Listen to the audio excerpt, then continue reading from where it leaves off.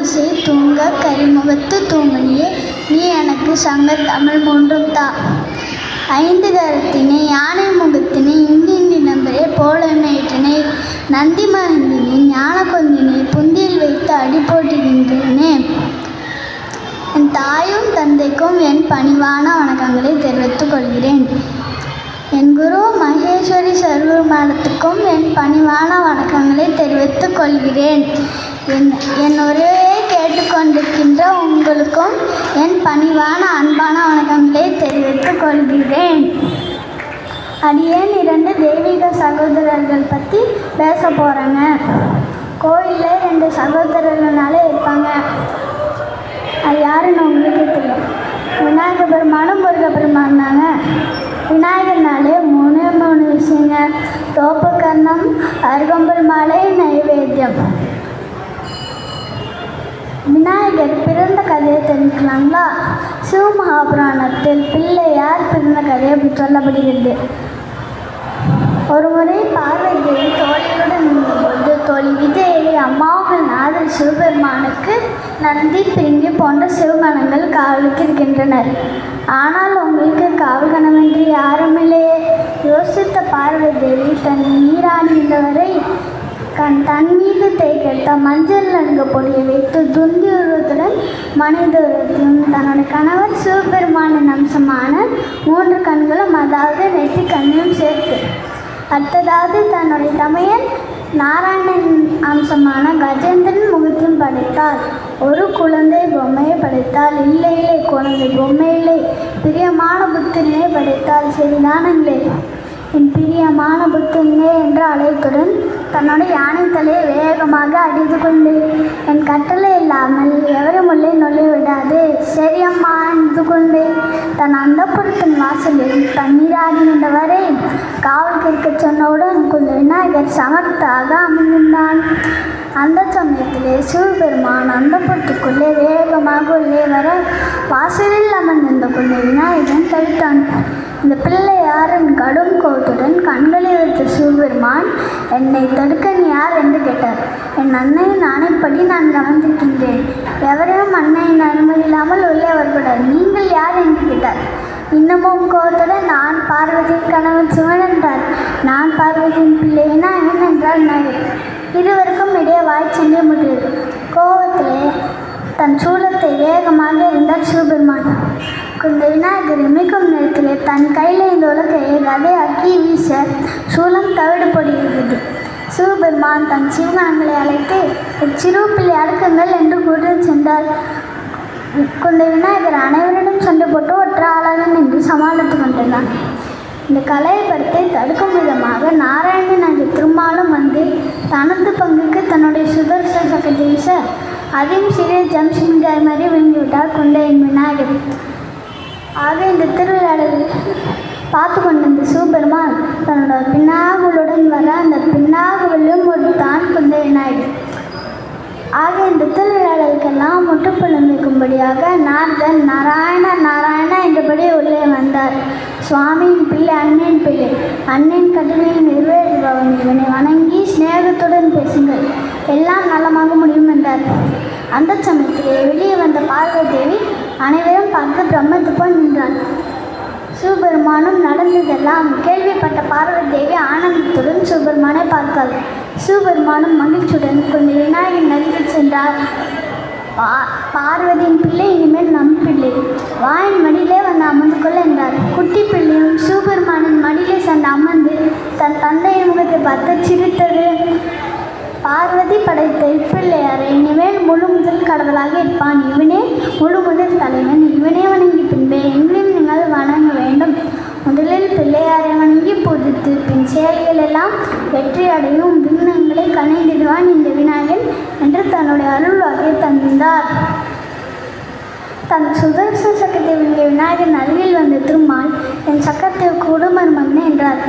கடகட சித்த விநாயகர், மாமா தாங்கள் 2 கைகளும் தாங்கள் 2 கால்களே மாற்றி விட்டபடி 3 முறை உட்கார்ந்து கண்ணை போடுங்க, நான் தருகிறேன் என்றார். திருமாலும் சிறுமத்துடன் 3 முறை உட்கார்ந்து கர்ணம் போட்ட காட்சியை பார்த்து சிரித்தார் விநாயகர்.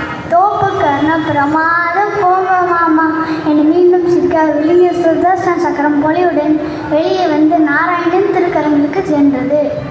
அன்பு பெரியவர்களே, பிள்ளையார் பிறந்த கதையும் பார்த்தோங்க. விநாயகருக்கு எதுக்கு தோப்பு கண்ணம் போட்ட சம்பவத்தையும் பார்த்தோம். ஆகவே தோப்பு கண்ணம் போட்டால் விநாயகர் ரொம்ப மகிழ்ச்சி அடைவார். நாராயணன் சுதர்சன சக்கரமே நமக்கு கிடைக்குங்க. அதான் இனிமேல் நம்ம தோப்பு கண்ணம் போடலாங்களா?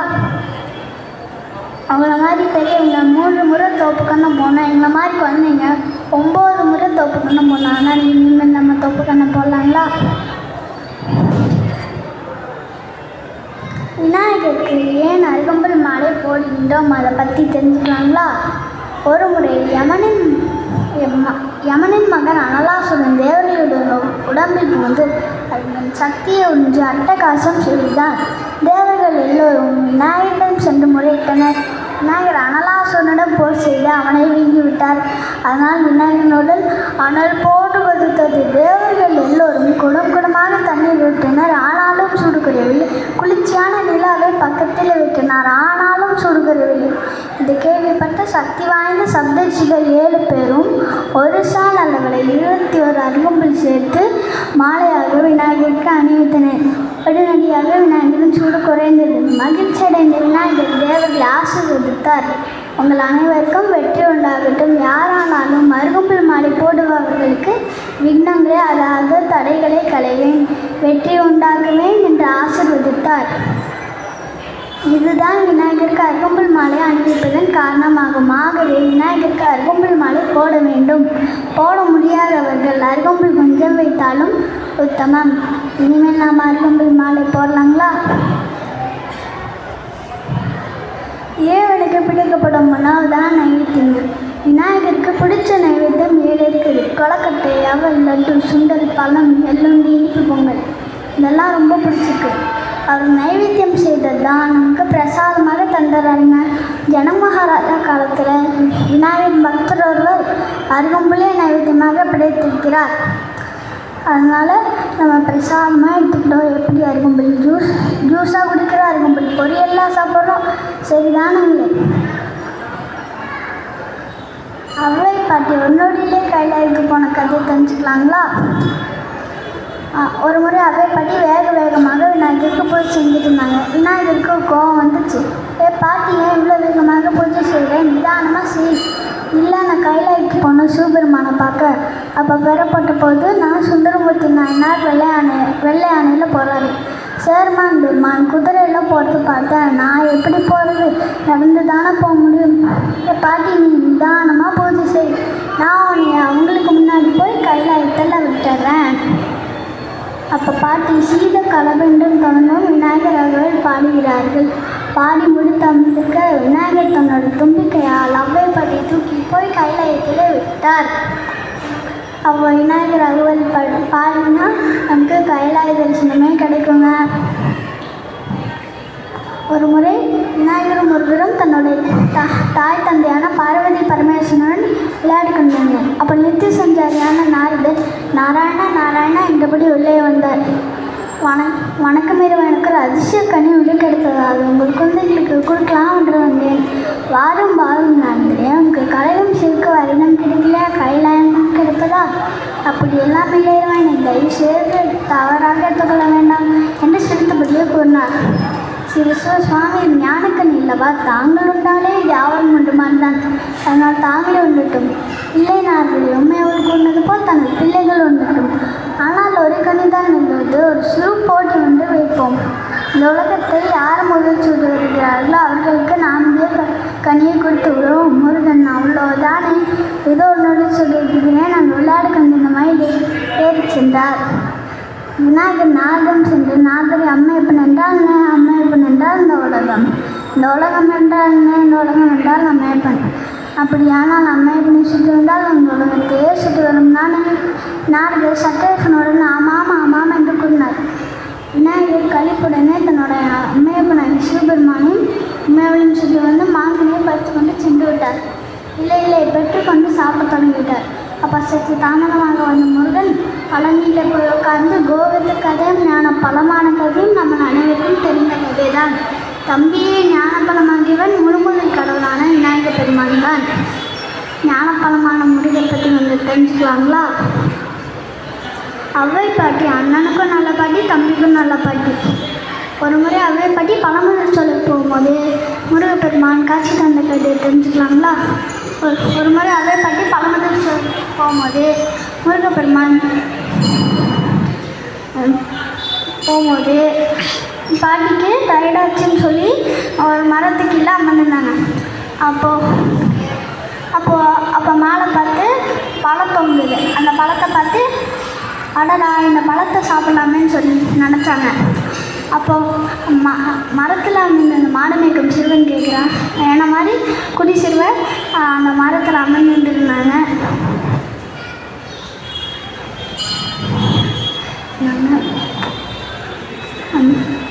பாட்டி பழம் வேணுமா? ஆமாம்ப்பா. சுட்ட பழம் வேணுமா, சுடாத பழம் வேணுமா? எனக்கு சுட்ட பழம் வேணாம், சுடாத பழம் வேணாம். முதல்ல எனக்கு ஏதாச்சும் ஒரு பழத்தை போடுப்பா.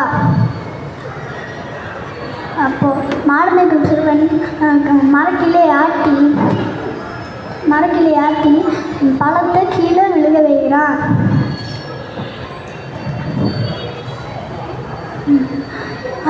அப்போ பாட்டி கீழே வந்து ஒரு பழத்தை எடுத்து எல்லா பக்கமும் மண்ணுனால என்ன பண்ணுவாங்க, ஊதுதானே செய்வோம். அப்போ பாட்டி தொடச்சிட்டு இப்படி ஊதுனாங்க.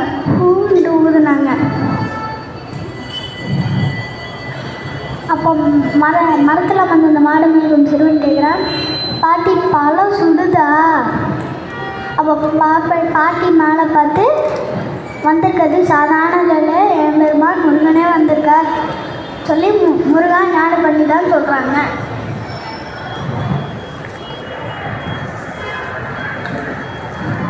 முருகன் சிரித்தான். பாட்டி பெரியது என்ன பாட்டி? பாட்டி பதில் சொன்னாங்க. பாட்டி அரியது என்ன பாட்டி? அரியது கேட்கின் வடிவடிவேலோ அரிதறிது மானிடராதலருது மானிடராயினும் கூண் குருடி செவிடு பேடு நீங்கி பிறத்தலருது பேடு நீங்கி பிறந்த காலையும் ஞானமும் கல்வியும் நயத்தலருது ஞானமும் கல்வியும் நயத்த காலையும் தானமும் தவமும் தான் செய்வலருது தானமும் தவமும் தான் செய்கிறான் பானவர் நாடு வழி தெரிஞ்சுமே. பாட்டி இனியது என்ன பாட்டி?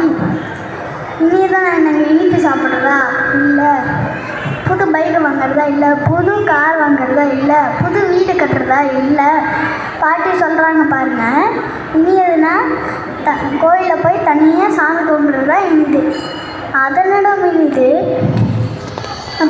நிறைய படித்தவங்களோட சேர்றது. அதனிடம் இனிதா நிறையா படித்தவங்களோட கனவுகளும் நனவுகளும் காண்பது தாங்க. அந்த பாட்டை தெரிஞ்சுக்கலாங்களா? இனியது கேட்கின் தனிநெடு வேலோ இனிது இனிது ஏகாந்தம் இனிது அதனிடம் இனிது ஆகி தொடுதல் அதனிடம் இனிது அறிவில்லோர் சேர்தல் அதனிடம் இனிது அறிவில்லோர் கனவுகளும் நனவுகளும் காண்பது தானே.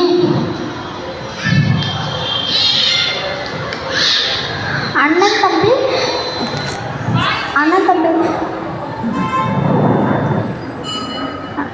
தம்பி செல்ல சண்டை போட்டாலும் ஒன்றாதாங்க இருப்பாங்க. அப்படிதான் அருணகிரிநாதர் சுவாமிகள் விநாயகருக்கு காப்பு வச்சு பாடினார். கைத்தால அந்த பாட்டை தெரிஞ்சுக்கலாங்களா? கைத்தால நீரை கனி அப்பமோடாவல் பொறி கப்பிய கரிபோகன் அடிப்பேணி கற்றிடமாடியவர் புத்தியில் உரைபவர் கற்பகமெனவினி கடிதேவும் மத்தமும் மரியமும் வயிற்றிடும் மரமகன் மற்பொரு திரோபுய மதையானை மத்தள வைரனை உத்தாமி புதல்வனை மற்றவர் மலர் கொடு பணிவேனே உத்தமிழ் அடைவினை முற்பரு கிரிதனில் முற்பரு எழுதிய முதல்வோனே முற்பரு ஏறி செய்த அச்சிவன் உரை ரதம் அச்சது பொடி செய்த அதிதீரா அத்துயரது கொடு சுப்பிரமணி படும் அக்குண மகனிடை சிவமாகி அக்குணமகளுடன் அச்சிறு முருகனை அக்கண மணமருள் பெருமாளே பெருமாளே பெருமாளே.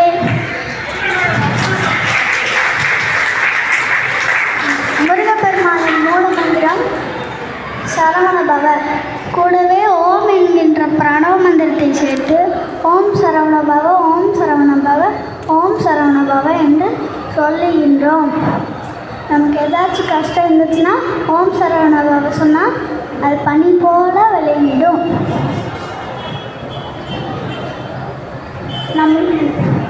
நமக்கெல்லாம் ஒரு வீடுங்க. முருகப்பெருமானுக்கு 6 வீடுங்க.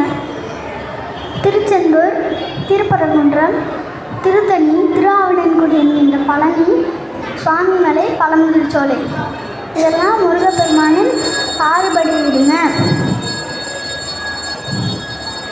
அனைவருக்கும் என் வணக்கமும் நன்றியும் தெரிவித்துக் கொள்கிறேன்.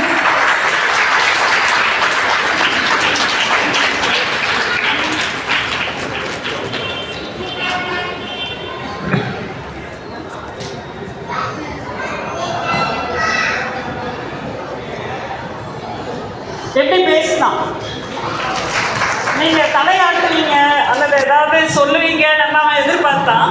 ஆனால் அந்த ஃப்ளோவில் நீங்கள் சொல்லலையா, அப்புறம் அவனுக்குள்ள சொல்லிக்கிட்டு ஆரம்பிச்சுட்டான். இந்த பையனை பற்றி ஒரு விஷயம் மட்டும் சொல்லணும். நான் ஒரு கும்பாபிஷேகத்தில் நேர்முக வர்ணனை முடிஞ்சு ஸ்பீச் கொடுத்துட்ருக்கேன்.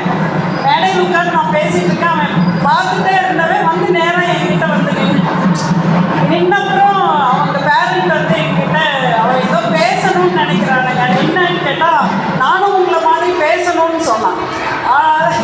அது ஒரு பெரிய தெரியல பகவான் எப்படி அனுகிரகம் பண்ணுறாரோ.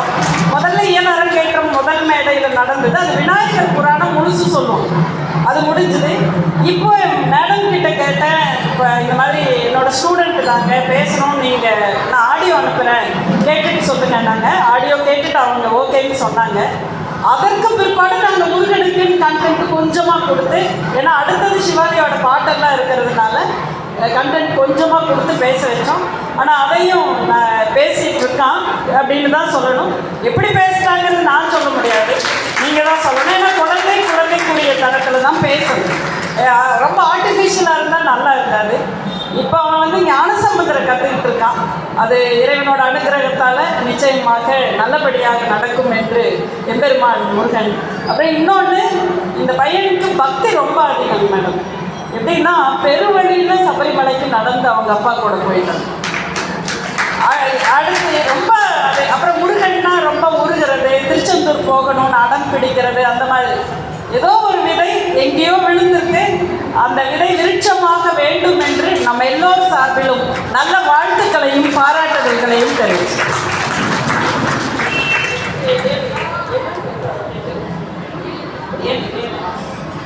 சன்னதியெல்லாம் சுற்றி பார்த்தீங்களா? பார்க்காட்டி குட்டி முருகப்பெருமான் பார்க்கணும்னா இதோ பார்க்காதவங்க பார்த்துருக்கு. கண்ணு முன்னாடி நம்மக்கிட்ட பேசுறது அந்த முருகப்பெருமான் தாங்கிற மாதிரி தான் எனக்கு தோணுச்சு. இவங்க ஞான சம்பந்தர் நாங்கள் அவங்களோட சில அருளில் பிறக்கிற குழந்தைங்க தான் இதெல்லாம். உங்களுக்கு கதை காதில் கேட்டுச்சாங்கிறது தெரியல. மூச்சு விடாமல் இந்த குழந்தை பேசிட்டு கிட்டத்தட்ட ஒரு 20 நிமிஷம். அந்த அந்த மழைக்கே நம்ம மயங்கி விழுந்துடலாம். அந்த மாதிரி பேசிச்சு. கதை புரிஞ்சவங்க கொஞ்சம் நல்லா கேட்டிருந்தீங்கன்னா ரொம்ப அழகாக கதையை சொல்லிச்சு குழந்தை. அது நடுவில் அது யோசிச்சு சொல்கிறது தான் அந்த குழந்தையோட இயல்பு அழகு. இந்த குழந்தைக்கு நம்ம கொஞ்சம் ஸ்டாண்டிங் ஓவேஷன் சொல்லுவோம். குழந்தைக்கும் இந்த குரு அவர்களுக்கும் இந்த மாதிரி ஒரு இறைவன் படைப்பு நம்ம கண்ணில் நம்ம பார்த்துருக்கோம் பார்த்தீங்களா? நம்ம அதுக்காகவே இது ஒரு பணிவான ஒரு நமஸ்காரம் இந்த குட்டிக்கும் குருமார்களுக்கும் இந்த இறைவன் சந்ததியில். தேங்க்யூ தம்பி.